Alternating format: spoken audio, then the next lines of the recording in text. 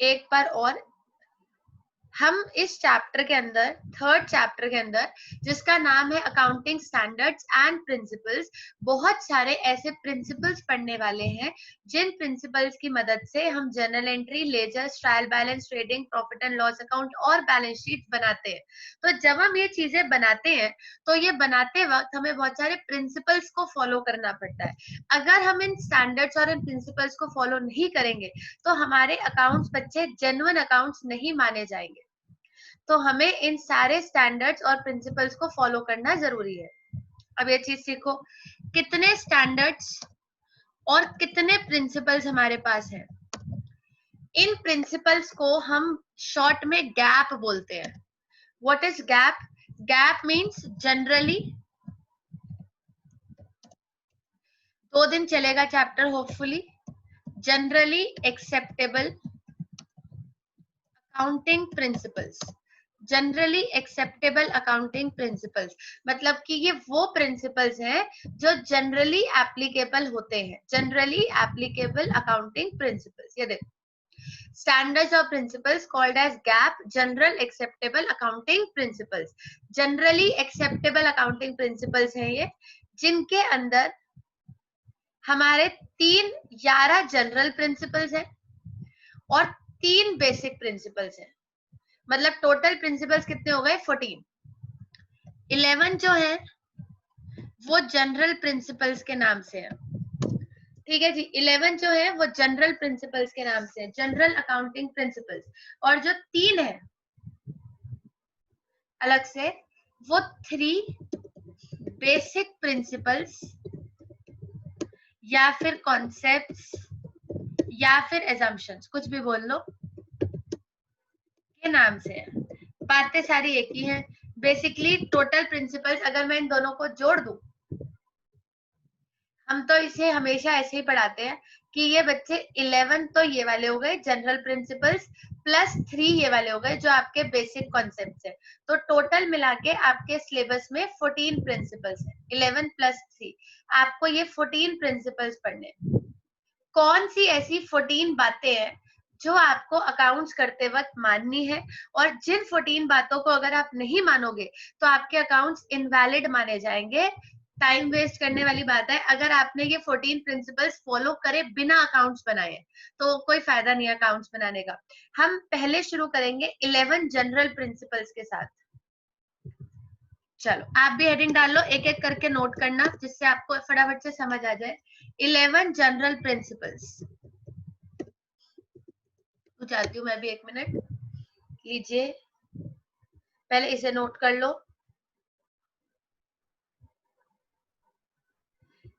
लीजिए करिएगा फटाफट से note. Standard slash principles, gap, generally acceptable accounting principles, 11 general principles, 3 basic principles, 11 plus 3 यानी कि आपको 14 प्रिंसिपल्स पढ़ने हैं। आपको 14 प्रिंसिपल्स पढ़ने हैं और हम 11 जनरल प्रिंसिपल से शुरू करेंगे। करो आप इतना सा नोट फटाफट। मैं पहले प्रिंसिपल पे आती हूँ।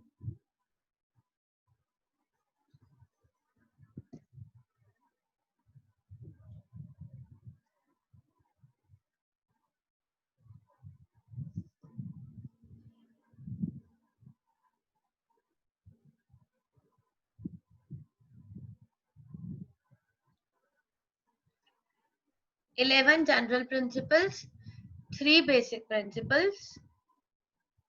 हेडिंग डाल लीजिए 11 जनरल प्रिंसिपल्स। चलो करें शुरू। सबसे पहला प्रिंसिपल, सबसे पहला प्रिंसिपल बिजनेस एंटिटी प्रिंसिपल। देखो अब आप अकाउंट्स बनाने जा रहे हो तो हम आपको सिखाना चाहते हैं कि अकाउंट्स बनाते वक्त कौन कौन सी बातों का ध्यान रखें। ये तो अब आप समझ गए ये वाली लैंग्वेज कि आप अकाउंट्स बनाते वक्त कौन कौन सी बातों का ध्यान रखेंगे। तो इसलिए हम आपको एक एक प्रिंसिपल बता रहे हैं। ये प्रिंसिपल जो मैं आज आपको पढ़ा रही हूँ, जब आप अकाउंट्स बनाओगे हर प्रिंसिपल को फॉलो करना है, कोई भी प्रिंसिपल छोड़ना नहीं है। ये 14 बातें बिल्कुल टिक होनी चाहिए। अगर आपने कोई सी भी एक बात छोड़ दी तो आपके अकाउंट्स बच्चे गलत बन जाएंगे। चलो शुरू करो। सबसे पहला प्रिंसिपल बिजनेस एंटिटी प्रिंसिपल। चलो जिसे कुछ आइडिया हो इसके बारे में, किसी को भी, अर्जुन, हर्षिता, एनीबॉडी? बिजनेस बोलो बता। बिजनेस और बिजनेसमैन ओनर है, वो दोनों अलग अलग पार्टीज हैं, दोनों एक नहीं हो सकते। अकाउंटेंसी में दोनों अलग अलग पार्टी और दोनों को एक मान नहीं सकते हम। तो जब हम बिजनेस में अकाउंट्स बनाएंगे तो हम किसके पॉइंट ऑफ व्यू से बनाएंगे? बिजनेस। ओनर के पॉइंट ऑफ व्यू से नहीं बनाएंगे। नहीं नहीं, बिजनेस एंटिटी प्रिंसिपल ये कहता है कि बेटा जी ओनर एंड बिजनेस, अभी रफ लैंग्वेज चल रही है, एंड में फेयर लिख दूंगी आपके लिए। ओनर एंड बिजनेस, ये जो दो लोग हैं ना, एक का नाम है ओनर, एक का नाम है बिजनेस। ओनर हो और बिजनेस, ये दोनों अकाउंट्स की भाषा में डिफरेंट माने जाते हैं। अब जैसे आप हो, आपका बिजनेस है, तो आप अलग हो और आपका बिजनेस अलग है। जैसे एक एग्जांपल देती हूँ आपको। जैसे मान लो ओनर का नाम है गोपाल। गोपाल ऐसे मेरा फेवरेट नाम हो गया ना, बार बार यूज हो रहा है। ठीक है, मान लो ओनर का नाम है रामलाल, ये ओनर का नाम है, और उसके बिजनेस का नाम है, और उसके बिजनेस का नाम है Ramlal and sons, Ramlal and company, कुछ भी मान लो, रामलाल एंड कंपनी, ये उसके बिजनेस का नाम है। तो मैं ये कहना चाहती हूँ कि रामलाल अलग है और रामलाल एंड कंपनी अलग है। अब दीदी आप ये क्या बात कर रहे हो, रामलाल का ही तो रामलाल एंड कंपनी है, तो दोनों अलग कैसे है? यही तो क्वेश्चन है, यही तो प्रिंसिपल है। प्रिंसिपल यही है कि दोनों अलग है, रामलाल अलग है और रामलाल एंड कंपनी अलग है। बेटा जी फर्क पता है क्या है? ये जो रामलाल है ना, ये नेचुरल पर्सन है, नेचुरल पर्सन जिसे भगवान ने बनाया है, ठीक है, नेचुरल पर्सन है। लेकिन ये जो रामलाल एंड कंपनी है, लॉ की भाषा में ये रामलाल एंड कंपनी भी पर्सन है, बस फर्क इतना है कि ये एक आर्टिफिशियल पर्सन है। पर चाहे आर्टिफिशियल पर्सन है चाहे कोई सा भी पर्सन है, ये पर्सन है। रामलाल एंड कंपनी एक पर्सन है। अब ये क्या समझाना चाह रही हूँ कि आर्टिफिशियल पर्सन है, ये अपने नाम पे बिल्डिंग ले सकती है, अपने नाम पे लोन ले सकती है, अपने नाम पे गाड़ी ले सकती है, सब कुछ अपने नाम पे ले सकती है। कौन ले सकती है? Ramlal and company. रामलाल तो ले ही सकता है, वो तो इंसान है, लेकिन रामलाल एंड कंपनी भी लॉ की भाषा में एक पर्सन ही मानी जाती है, and they both are different. अगर रामलाल एंड कंपनी डूबेगी, याद है कल डूबने का एक वर्ड सीखा था, बताओ क्या सीखा था? चलो बोलो फटाफट से। डूबने का एक वर्ड सीखा था कि जो चीज डूब जाती है उसको क्या बोलते हैं? इंसॉल्वेंट। एग्जैक्टली, जो चीज डूब जाती है, इंसॉल्वेंट। इंसॉल्वेंट, जो चीज डूब जाती है उसको क्या बोलते हैं? इंसॉल्वेंट। तो अगर रामलाल एंड कंपनी इंसॉल्वेंट होगी तो रामलाल एंड कंपनी इंसॉल्वेंट होगी, रामलाल इंसॉल्वेंट नहीं होगा। किंग फिशर इंसॉल्वेंट हुआ है, बहुत ध्यान से सुनना। किंग फिशर इंसॉल्वेंट हुआ है, विजय माल्या इंसॉल्वेंट नहीं हुआ है। वो तो आज भी उतना ही रईस है, आज भी ऐश कर रहा है, मजे से अमेरिका में बैठा है, एंजॉय कर रहा है। वो कह रहा है कि देखो सुनो, किंग फिशर इंसॉल्वेंट हुआ है, किंग फिशर के नाम पे जो जो गाड़ियां हैं, जो बंगले हैं, वो तुम ले लो भाई, क्योंकि किंग फिशर इंसॉल्वेंट हुआ है। जो चीजें विजय माल्या के नाम पे है वो नहीं ले सकते हो आप। इसलिए बिजनेस में बिजनेस एंटिटी प्रिंसिपल का इस्तेमाल होता है कि ओनर और बिजनेस दोनों अलग होते हैं।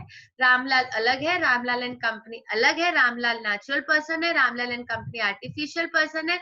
और बेटा जी जब अकाउंट्स बनाए जाएंगे, जब आप अकाउंट्स बनाओगे तो अकाउंट्स आपने पढ़ा था कि हमेशा बिजनेस के अकाउंट्स बनते हैं, रामलाल के अकाउंट्स तो नहीं बनेंगे ना। तो accounts are always prepared, accounts are always prepared from business point of view।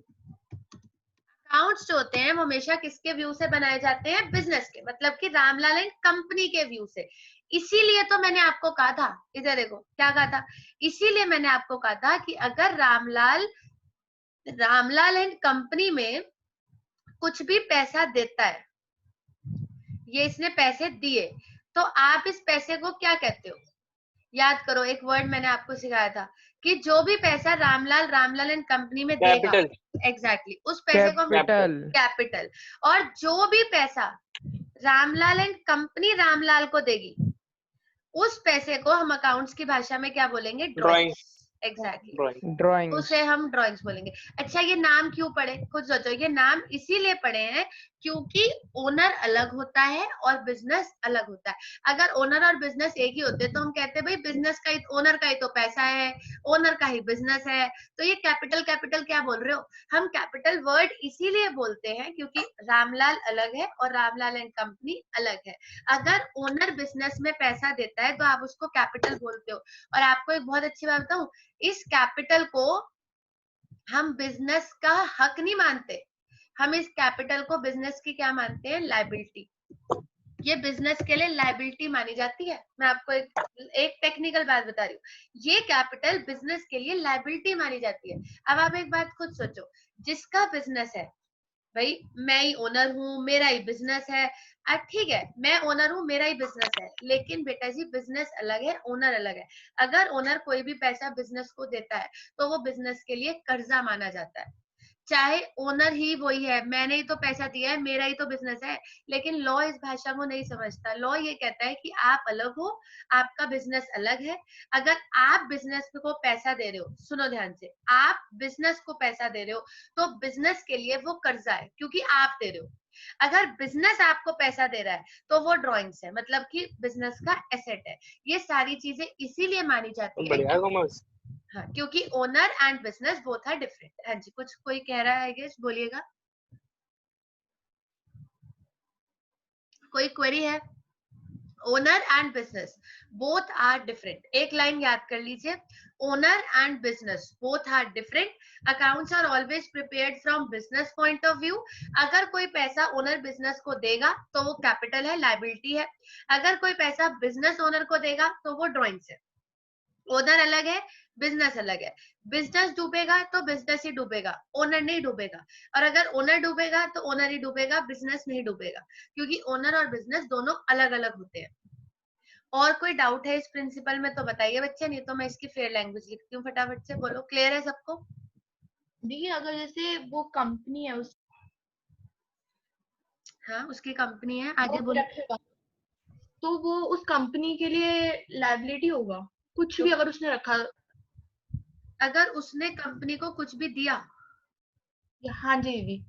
हाँ जी बच्चे, अगर उसने कंपनी को कुछ भी दिया तो वो कंपनी के लिए लायबिलिटी माना जाएगा, क्योंकि वो तो एसेट हो जाएगा ना कि वो बिजनेस को चाहिए था। जैसे कुछ चीजें होती है कि हाँ बिजनेस में रिक्वायर, तो वो तो एक एसेट हो जाएगा कि वो बिजनेस का हक है, तो वो लायबिलिटी कैसे हो जाएगा? क्योंकि बिजनेस अलग है और ओनर अलग है। आप ये समझो कि अगर मैं आपको कोई पैसा देती हूँ, अगर मैं आपको कोई पैसा देती हूँ, आप अलग हो, मैं अलग हूँ, अगर मैं आपको कोई पैसा देती हूँ तो वो आपके लिए कर्जा है। हाँ जी। ऐसे ही ओनर और बिजनेस का रिलेशन है, ओनर अलग है, बिजनेस अलग है। अगर ओनर बिजनेस को कोई पैसा देता है तो ओनर अलग है। आप ये समझो, ओनर अलग है। अगर ओनर बिजनेस को कोई पैसा देता है तो वो बिजनेस का हक नहीं, बिजनेस का कर्जा है। यही प्रिंसिपल है कि वो बिजनेस के लिए कर्जा माना जाएगा, लायबिलिटी माना जाएगा, एसेट नहीं माना जाएगा। मतलब बिजनेस उसको ये कह के एक्सेप्ट नहीं कर सकता कि हाँ ये मेरा ही तो पैसा है, ओनर मेरा ही तो है। लेकिन ऐसा लॉ नहीं मानता। लॉ ये मानता है कि अगर कोई भी पैसा ओनर बिजनेस को देता है तो ओनर अलग है, बिजनेस अलग है, और वो बिजनेस के लिए लायबिलिटी है, ना कि एसेट। ये प्रिंसिपल है, बिजनेस एंटिटी प्रिंसिपल। क्लियर है? आई गेस सबको क्लियर है। एक लाइन लिख लीजिएगा, मैं बोलती हूँ फटाफट से।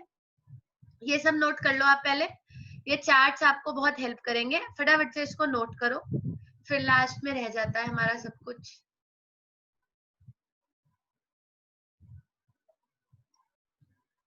यहीं पे मैं इसकी फेयर डेफिनेशन लिख देती हूँ तब तक, जब तक आप नोट कर रहे हो।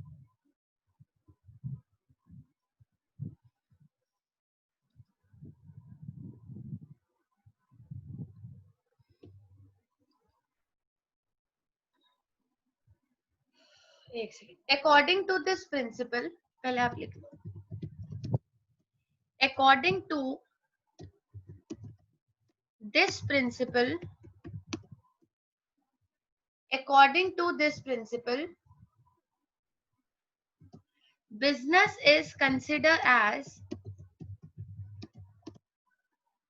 बेटर यही है कि आप साथ साथ लिख लीजिए जिससे आपका मिस ना हो. According to this principle, business is considered as separate and distinct from its owner. From its owner. जो मैंने अभी तक आपको बोला कि बिजनेस अलग है और ओनर अलग है. Full stop. Accounts will be prepared. Accounts will be prepared from business point of view. Accounts will be prepared from business point of view. Line छोड़ के लिखिएगा. Whatever amount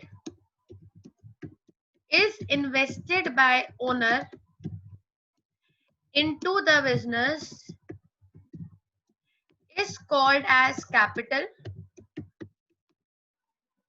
That is liability of a business. Liability of the business. हम इसको business की क्या मानते हैं? Liability. Because business itself is an artificial person. Business itself is an artificial person. ये है हमारा पहला प्रिंसिपल. अच्छा लगा होगा आपको I guess. Business entity principle कि ओनर अलग होता है, बिजनेस अलग होता है. बिजनेस अपने आप में एक आर्टिफिशियल पर्सन है. आप अकाउंट्स बिजनेस के पॉइंट ऑफ व्यू से बनाते हो, ओनर के पॉइंट ऑफ व्यू से नहीं.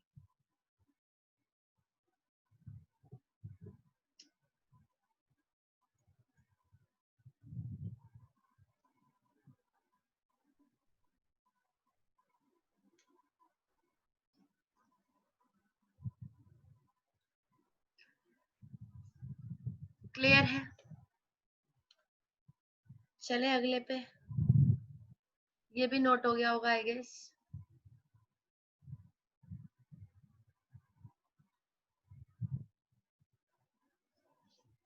नेक्स्ट प्रिंसिपल भी अच्छा प्रिंसिपल है.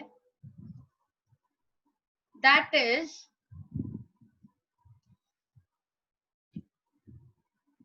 Money measurement principle.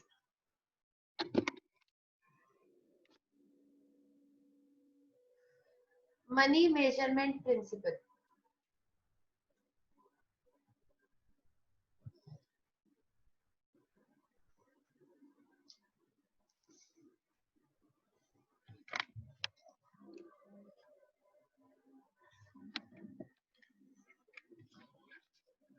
लिखिएगा.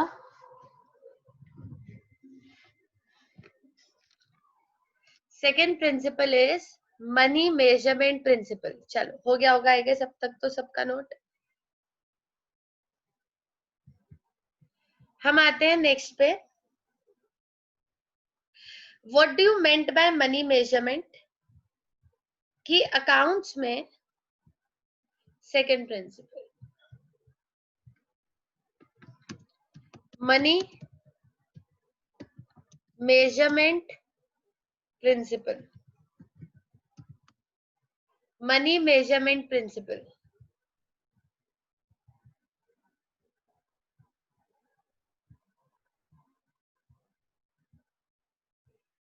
हाँ जी. अकाउंट्स में आप बहुत सारी ट्रांजैक्शंस रिकॉर्ड करते हो. ठीक है, कोई आंसर आपकी तरफ से हो. शिवांश कुछ आइडिया क्या होता है मनी मेजरमेंट प्रिंसिपल?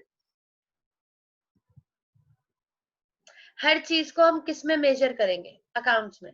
चलो ऐसे आइडिया लगा लो. मॉनेटरी वैल्यू में. एग्जैक्टली. तो मनी मेजरमेंट प्रिंसिपल भी यही है.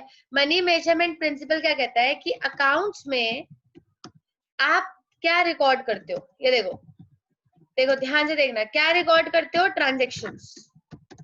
आप अकाउंट्स में ट्रांजैक्शंस रिकॉर्ड करते हो, तो जब आप अकाउंट्स पे ट्रांजैक्शंस रिकॉर्ड करोगे बच्चे, तो जितनी भी ट्रांजैक्शंस आप रिकॉर्ड करोगे, आपको उनकी क्या रिकॉर्ड करनी है? मनी वैल्यू, यानी कि आपको वो ट्रांजैक्शन रुपीज में रिकॉर्ड करनी है। अकाउंट्स में आप जितनी भी ट्रांजैक्शंस रिकॉर्ड करते हो, आपको उसकी मनी वैल्यू रिकॉर्ड करनी है। जैसे एक एग्जांपल, अच्छा एग्जांपल है, आप समझ जाओगे। Purchased 5 trucks costing 1 lakh each। ठीक है जी, अब आप सोच के बताओ फटाफट से, जो भी हमारे साथ लाइन पे जुड़े हुए हैं, हम अकाउंट्स में क्या रिकॉर्ड करेंगे? अगर मैं अकाउंट्स हाँ, अगर मैं अकाउंट्स बना रही हूँ, मुझे रिकॉर्डिंग करनी है, अब मैं क्या रिकॉर्ड करूँ? Truck is equals to what? हाँ जी, answer. Truck 1 lakh 5 lakh 5 lakh 5 lakh. 3 option है आपके पास, 5 और 1 लाख और 5 लाख। अब आप बताओ कौन सा सही है?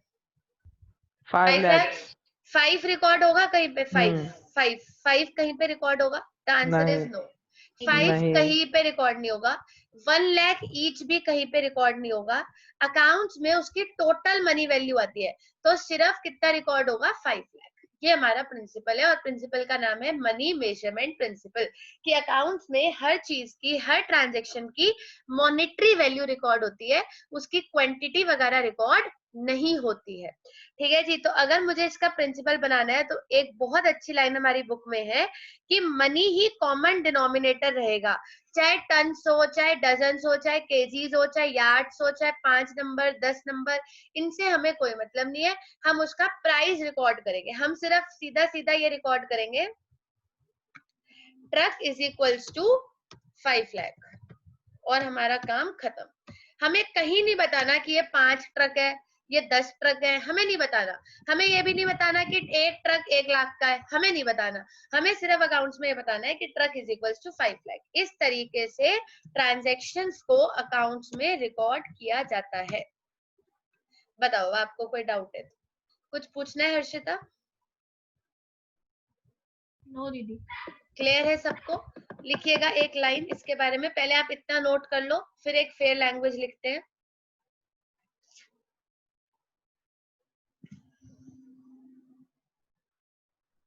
चलो एक आंसर और दो आप। जो चीजें मनी वैल्यू में कन्वर्ट नहीं हो सकती, जिसको हम, अगर कोई ऐसी ट्रांजैक्शन है जिसे हम रुपीज में नहीं निकाल सकते, तो क्या हम उसको अकाउंट्स में रिकॉर्ड करेंगे? आप सबने पढ़ा? नहीं करेंगे। जो चीज रुपीज में मेजर नहीं हो सकती, वो अकाउंट्स में रिकॉर्ड नहीं होगी। इसकी फेयर लैंग्वेज लिखिएगा प्रिंसिपल की।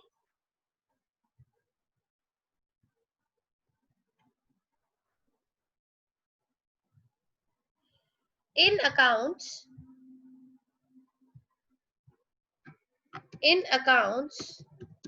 only those transactions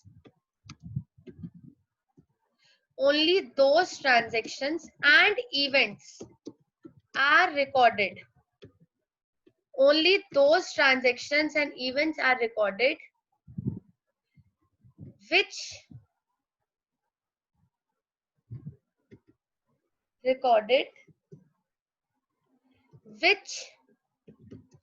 can be measured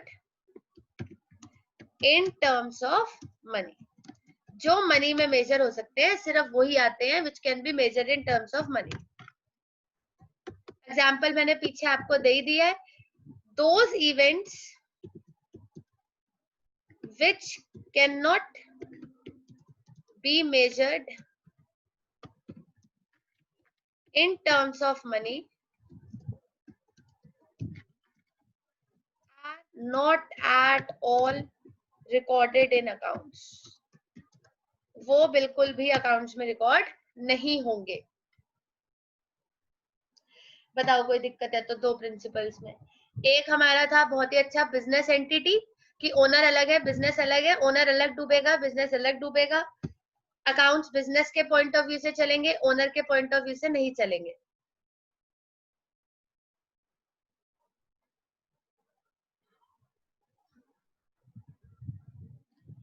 एक क्वेश्चन साथ साथ पूछते रहना चाहिए ना, ऐसा ना हो ना भूल जाओ सब कुछ। एक क्वेश्चन, ओनर परचेस्ड मोटरसाइकिल,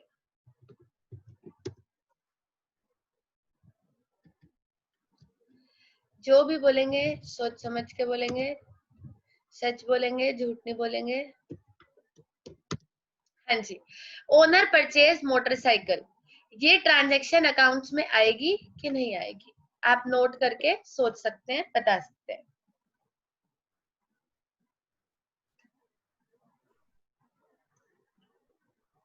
नहीं आएगी। नहीं। हाँ जी, एक आंसर।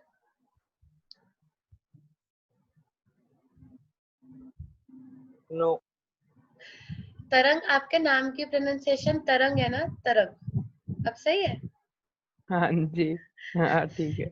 चलो बोलो, ये आएगी ट्रांजैक्शन की नहीं आएगी?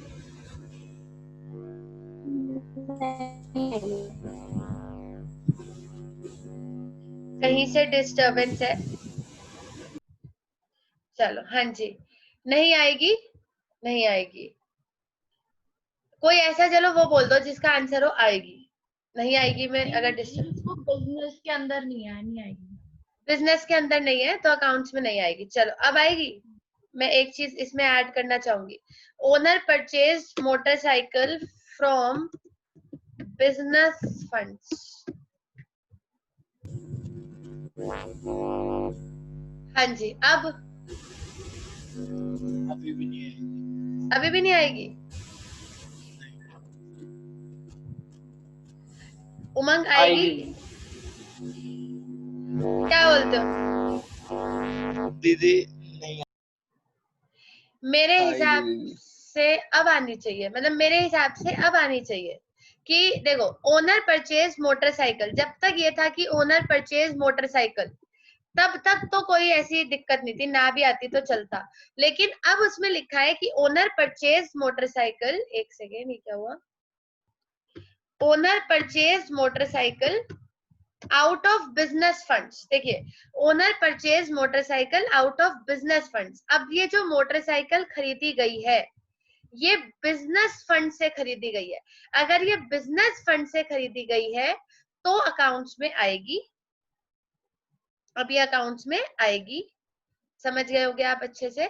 और जब तक सिर्फ इतना पॉइंट था, ओनर परचेज मोटरसाइकिल, तब तक हमें क्या वो कुछ भी खरीदे। हम तो अकाउंट्स, बोलो बोलो फटाफट से लाइन बोल दो, हम तो अकाउंट्स किसके पॉइंट ऑफ व्यू से बनाते हैं भाई? बिजनेस। हम तो अकाउंट्स बिजनेस के पॉइंट ऑफ व्यू से बनाते हैं, ना कि ओनर के। तो जब तक ये था कि ओनर परचेज मोटरसाइकिल, तब तक तो ये अकाउंट्स में आने वाली थी नहीं। अब लिख दिया फ्रॉम बिजनेस फंड्स, तो ये अकाउंट्स में आएगी। और बेटा जी इसका नाम पता है क्या है? अभी आप गेस नहीं कर पाए, कोई बात नहीं, धीरे धीरे आप परफेक्ट हो जाओगे। ये ड्राइंग्स ही तो है, ध्यान से देखो, ड्राइंग्स ही तो है। जो भी चीज ओनर बिजनेस से लेता है that is called as drawings. भूल गए आप? जो भी चीज ओनर बिजनेस से लेता है that is called as drawings. तो ओनर ने मोटरसाइकिल ली बिजनेस के पैसों से, तो ये ड्राइंग्स हो गई और ये अकाउंट्स में आएगी। किस नाम से आएगी? ड्राइंग्स के नाम से आएगी। कोई बात नहीं, धीरे धीरे अभी परफेक्ट हो जाओगे। अभी सिर्फ इतना समझ गए, वही बड़ी बात है कि बिजनेस एंटिटी प्रिंसिपल है। हम अकाउंट्स बिजनेस के पॉइंट ऑफ व्यू से बनाते हैं, ओनर के पॉइंट ऑफ व्यू से नहीं बनाते हैं। Accounts are always prepared from business point of view, not from owner's point of view. तो जिस ट्रांजेक्शन में बिजनेस का इन्वॉल्वमेंट है वो आएगी, जो जिसमें सिर्फ ओनर का इन्वॉल्वमेंट है वो ट्रांजेक्शन नहीं आएगी। मनी मेजरमेंट प्रिंसिपल्स, वही ट्रांजेक्शन आएंगी जो मनी में मेजर हो सकती है, जो मनी में मेजर नहीं हो सकती वो नहीं आएगी। चलो आगे बढ़ते हैं। थर्ड प्रिंसिपल, लिखिए heading, be quick. Third principle है हमारा accounting period principle. Accounting period principle, सोचो अब इसके बारे में फटाफट, जिसको जो जो आता है उतना उतना बता दो। पता है कुछ? अर्जुन, हर्षिता, नवजोत, एनीबॉडी?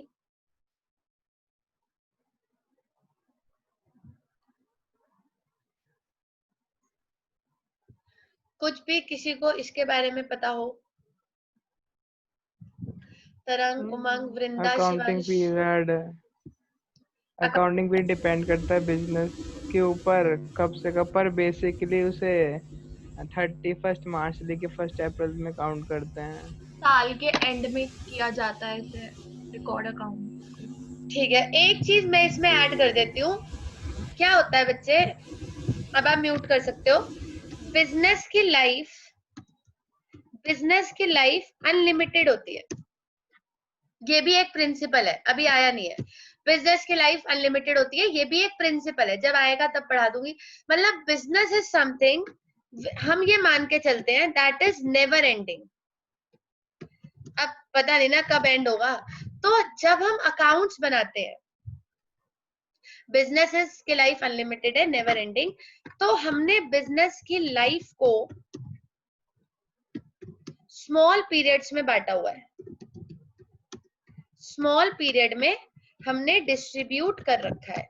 ये जो स्मॉल पीरियड है बच्चे, जो मैंने आपको कहा कि हमने इसकी लाइफ को स्मॉल पीरियड में डिस्ट्रीब्यूट कर रखा है, ये जो स्मॉल पीरियड है ये 1 साल का होता है। ये स्मॉल पीरियड कितने साल का होता है? 1 साल का, 1 ईयर का। दोबारा सुनिए, जब भी आप अकाउंट्स बनाओगे, ये बात तो खैर मैंने आपको फर्स्ट चैप्टर में भी बता दी थी कि अकाउंट्स बच्चे 1 साल के बनते हैं। 1 साल के बाद हम अकाउंट्स को क्लोज कर देते हैं। ऐसा हम क्यों करते हैं? मान लो ऐसा होता, कहीं पे ऐसा लिखा गया होता कि जब बिजनेस एंड होगा ना तब अकाउंट्स बनेंगे, तो अंबानी के तो आज तक बने ही ना होते। उसका बिजनेस तो 500 साल से चली रहा है ना, मतलब फ्रॉम 50 इयर्स, 500 नहीं, फ्रॉम 50 इयर्स से ज्यादा उसका बिजनेस चल रहा है। अराउंड 1930s में जाके रिलायंस एस्टेब्लिश हुआ था, बाकी पता नहीं, हो सकता है इससे पहले ही ना हुआ हो। टाटा तो उससे भी पहले का बना हुआ है। तो इतने साल हो गए अगर हम गिनने बैठे, तो क्या उनके तो फिर अकाउंट्स कभी बनते ही ना बच्चे। उनके अकाउंट्स इसीलिए ऐसा लिखा गया अकाउंट्स में कि जब भी आप अकाउंट्स बनाएंगे तो आप बिजनेस की लाइफ को स्मॉल पीरियड में डिस्ट्रीब्यूट करेंगे, और वो स्मॉल पीरियड कितने साल का होगा? 1 साल का। वो 1 साल हमारा अलग होता है। वैसे लोगों का जनवरी टू दिसंबर होता है, हमारा नहीं होता। हमारा वो 1 साल होता है 1 अप्रैल से लेके, कुछ बच्चों ने पहले ही सही बोल दिया था, 31 मार्च 1 अप्रैल से लेके 31 मार्च हमारा ये होता है भाई। 1 अप्रैल से लेके 31 मार्च। 1 अप्रैल को हम अपने अकाउंट्स बनाने शुरू करते हैं, 31 मार्च को हम अपने अकाउंट्स एंड कर देते हैं। 1 अप्रैल को हम स्टार्ट करते हैं, 31 मार्च को हम एंड कर देते हैं। फिर हम 1 अप्रैल को अगला ईयर स्टार्ट करते हैं, 31 मार्च को अगला ईयर एंड कर देते हैं। तो हम एक एक साल के हिसाब से अकाउंट्स को प्रिपेयर करते हैं। इसीलिए हमने आपको बताया था कि कुछ एसेट्स करंट होते हैं, कुछ नॉन करंट होते हैं, कुछ लायबिलिटीज करंट होती हैं, कुछ नॉन करंट होती हैं। मतलब किन की लाइफ 1 साल से ज्यादा होती है, किसी की लाइफ 1 साल से कम होती है। तो हम अकाउंट्स में जो भी देखते हैं वो किस हिसाब से देखते हैं, वो हम 1 साल के हिसाब से देखते हैं। जिसका 1 साल मतलब हमारे अकाउंट्स 1 साल के चलते हैं। जैसे आपके स्कूल का सेशन भी तो 1 साल का ही चलता है, तो हर चीज मोस्टली 1 साल की चलती है। इसीलिए अकाउंटिंग पीरियड प्रिंसिपल के हिसाब से जो अकाउंट्स की लाइफ है वो भी 1 साल की होती है। हम बिजनेस की लाइफ को डिस्ट्रीब्यूट कर देते हैं एक एक साल में, और हम अकाउंट्स 1 साल के बनाते हैं। ठीक है जी, लिखिएगा, एक लाइन छोटी सी आपको लिखवा देती हूँ। The life of business according to this principle वगैरह तो अब आप लगा लोगे। The life of business is broken into small parts. The life of business is broken into small parts. पूरे बिजनेस की लाइफ को हमने स्मॉल पार्ट्स में डिवाइड किया हुआ है। So that, क्यों डिवाइड किया है? So that its performance